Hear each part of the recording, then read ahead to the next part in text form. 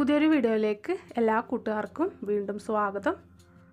വളരെ ടേസ്റ്റി ആയിട്ടുള്ളൊരു ചിക്കൻ പുട്ടിൻ്റെ റെസിപ്പിയുമായിട്ടാണ് കേട്ടോ ഇന്ന് ഞാൻ വന്നിട്ടുള്ളത്. ഇത് നമ്മൾ പുട്ടുപൊടി വെച്ചിട്ടല്ല, പകരം റവ വെച്ചിട്ടാണ് തയ്യാറാക്കി എടുത്തിട്ടുള്ളത്. റവയും ചിക്കൻ്റെ മസാലയൊക്കെ വെച്ചിട്ട് നല്ല സോഫ്റ്റും വളരെ ടേസ്റ്റി ആയിട്ട് എങ്ങനെയാണ് ഈ പുട്ട് തയ്യാറാക്കി എടുത്തിട്ടുള്ളത് എന്ന് നമുക്ക് കണ്ടു നോക്കാം. ആദ്യം തന്നെ ഒരു പാത്രത്തിലേക്ക് ഞാൻ ഒരു 3 കപ്പ് റവ ഇട്ട് കൊടുക്കുന്നുണ്ട്. ഇത് ഒന്ന് വറുത്തെടുത്തിട്ടുള്ള റവയാണ് കേട്ടോ. വറുക്കാത്ത റവയാണ് നിങ്ങളുടെ കയ്യിലുള്ളതെങ്കിൽ ഒന്ന് വറുത്തതിന് ശേഷം പുട്ടുണ്ടാക്കുമ്പോഴായിരിക്കും കൂടുതൽ രുചി ഉണ്ടാവുക. 3 കപ്പ് റവയാണ് ഞാൻ ചേർത്ത് കൊടുക്കുന്നത്. നമുക്ക് എത്രയാണോ ആവശ്യം അതനുസരിച്ച് റവ എടുത്താൽ മതി. ഇനി ഈ റവയിലേക്ക് ആവശ്യമായിട്ട് ഒരു 1/4 ടീസ്പൂൺ ഉപ്പ് ചേർത്ത് കൊടുത്ത് നന്നായിട്ടൊന്ന് മിക്സ് ചെയ്തെടുക്കാം. നല്ലപോലെ ഒന്ന് മിക്സ് ചെയ്തെടുത്ത ശേഷം പിന്നെ ഇളം ചൂടുള്ള വെള്ളം ഒഴിച്ചിട്ടാണ് നമ്മൾ ഈ റവ കുഴച്ചെടുക്കുന്നത്. വറുത്ത റവ ആയതുകൊണ്ട് കുറച്ച് കൂടുതൽ വെള്ളം ആവശ്യമായിട്ട് വരും.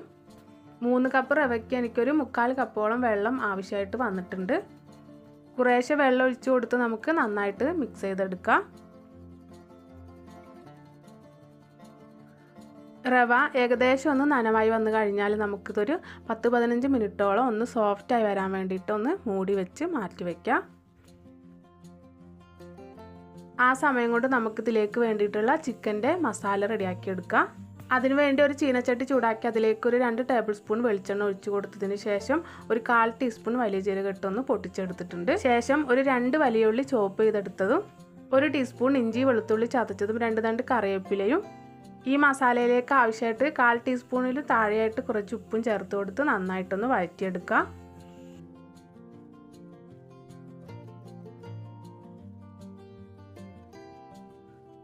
ഉള്ളിയൊക്കെ ഒന്ന് വഴറ്റി നല്ലപോലെ ഒന്ന് സോഫ്റ്റായി വന്ന് കഴിയുന്ന സമയത്ത് നമുക്കിതിലേക്ക് ഒരു 1/4 ടീസ്പൂൺ മഞ്ഞൾപ്പൊടി, 1/2 ടീസ്പൂൺ മുളക് പൊടി, 1/2 ടീസ്പൂൺ മല്ലിപ്പൊടി, 1/2 ടീസ്പൂൺ ഗരം മസാലപ്പൊടി, 1/2 ടീസ്പൂൺ കുരുമുളക് പൊടി എന്നിവ ചേർത്ത് നന്നായിട്ടൊന്ന് മിക്സ് ചെയ്തെടുക്കാം.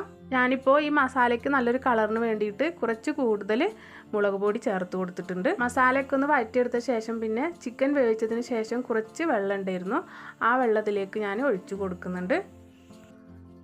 ഇത് നല്ലപോലെ ഒന്ന് മിക്സ് ചെയ്ത് നന്നായിട്ടൊന്ന് തിളപ്പിച്ച് ചെറുതായിട്ടൊന്ന് വറ്റിച്ചെടുക്കണം കേട്ടോ. ഒരുപാട് ഡ്രൈ ആയിട്ടല്ലാതെ കുറച്ചൊരു ഗ്രേവിയോട് കൂടിയിട്ടാണ് കേട്ടോ ഞാൻ ഈ മസാല തയ്യാറാക്കി എടുക്കുന്നത്. ഇതുപോലൊന്ന് വറ്റി വരുന്ന സമയത്ത് നമുക്കിതിലേക്ക് ചിക്കൻ ചേർത്ത് കൊടുക്കാം.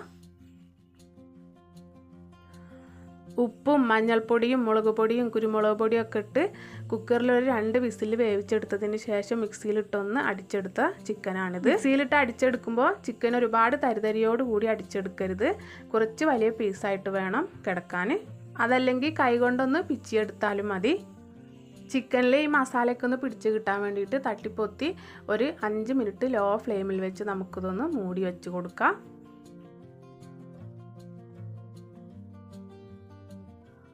ഒരു 5 മിനിറ്റിന് ശേഷം തുറന്ന് നന്നായിട്ടൊന്ന് മിക്സ് ചെയ്തെടുത്ത് ഫ്ലെയിം ഓഫ് ചെയ്ത് നമുക്കിത് മാറ്റി വയ്ക്കാം.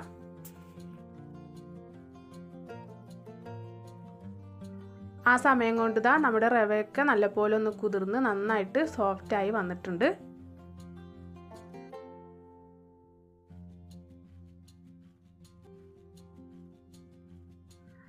ഇനി നമുക്കിതിലേക്ക് ഒരു 2 കൈപ്പിടിയോളം തേങ്ങ ചിരവിയത് കൂടെ ചേർത്ത് കൊടുത്ത് കൈവച്ച് നന്നായിട്ടൊന്ന് മിക്സ് ചെയ്തെടുക്കാം.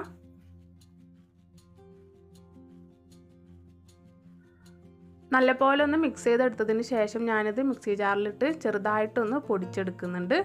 ഒരുപാട് അരച്ചെടുക്കാതെ ഒന്ന് പൾസ് ചെയ്തെടുത്താൽ മതി. ഒരു 1-2 പ്രാവശ്യം ചെറുതായിട്ടൊന്ന് കറക്കിയെടുത്താൽ മതി. അങ്ങനെ എല്ലാ റവയും ഞാനിതുപോലെ തന്നെ ഒന്ന് പൾസ് ചെയ്തെടുത്തിട്ടുണ്ട്. ഇങ്ങനെ ചെയ്തെടുക്കുമ്പോൾ റവയുടെ പുട്ടുപൊടി നമുക്ക് നല്ല സോഫ്റ്റായിട്ട് കിട്ടും. നമ്മളിപ്പോൾ രാവിലെ ചുട്ട് വൈകുന്നേരം ആയി കഴിഞ്ഞാലും ഒട്ടും ഹാർഡായി പോവാതെ നല്ല സോഫ്റ്റായിട്ട് തന്നെ നമുക്ക് പുട്ട് കിട്ടും.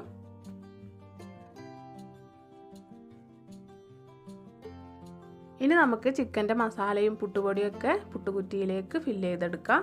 ആദ്യം ചിക്കൻ്റെ മസാല ഇട്ട് കൊടുത്ത് അതിൻ്റെ മുകളിലേക്ക് പുട്ടുപൊടി ഇട്ട് വീണ്ടും ചിക്കൻ്റെ മസാല ഇട്ട് വീണ്ടും പുട്ടുപൊടി ഇട്ട് ലാസ്റ്റ് ചിക്കൻ്റെ മസാല ഇട്ട് നമുക്കിത് ആവി കയറ്റിയെടുക്കാം.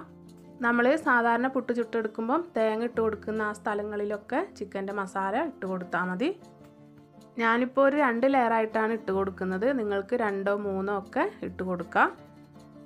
ഇനി നമുക്കിത് മൂടി വെച്ച് ഒരു 2-3 മിനിറ്റ് ഒന്ന് ആവി കയറ്റിയെടുത്താൽ വളരെ ടേസ്റ്റി ആയിട്ടുള്ള ചിക്കൻ റവ പുട്ട് ഇവിടെ റെഡിയായി.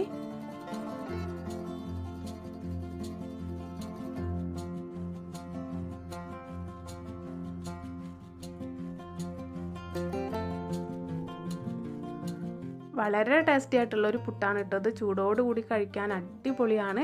ഇനിയിപ്പോൾ ചൂട് തണിഞ്ഞു കഴിഞ്ഞാലും ഹാർഡായി പോകുന്നില്ല. നല്ല ടേസ്റ്റോടു കൂടി തന്നെ നമുക്ക് കഴിക്കാം. പക്ഷേ ചൂടോടുകൂടി ആകുമ്പോൾ ഒന്നുകൂടി ഒരു ടേസ്റ്റ് ആണല്ലോ. അപ്പോൾ എല്ലാവരും ഒന്ന് ട്രൈ ചെയ്ത് നോക്കണം കേട്ടോ. നല്ല ടേസ്റ്റി ആയിട്ടുള്ളൊരു പുട്ടാണിത്. നിങ്ങൾക്ക് ഈ വീഡിയോ ഇഷ്ടപ്പെട്ടാൽ ലൈക്ക് ചെയ്യാനും എൻ്റെ ചാനൽ പുതിയതായിട്ട് കാണുന്ന കൂട്ടുകാർ സബ്സ്ക്രൈബ് ചെയ്ത് സപ്പോർട്ട് ചെയ്യാനും മറന്നു പോകരുത്. നമുക്ക് അടുത്ത നല്ലൊരു റെസിപ്പിയുമായി വീണ്ടും കാണാം.